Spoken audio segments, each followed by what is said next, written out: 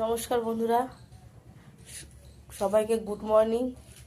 দেখো না, ছেলেটার এত শরীর খারাপ আর উঠতেও দেরি হয়ে গেল।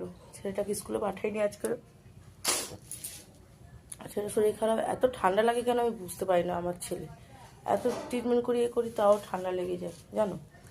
আর কোনো কাজ হয়নি, এই যে বাসন পড়ে রয়েছে, এখন এই বাসন মাজবো, ঘর মুছবো। আর ছেলেটার জন্য জেগে যায় তো, ঘুম হয় না, নাকে গ্যাস দিতে হয়, সেই কারণে ঘুমিয়ে পড়ি, উঠতে পারি না।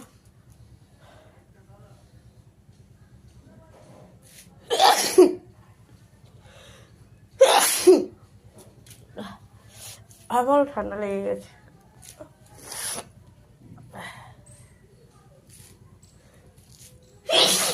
বাপরে বাহ, ঠিক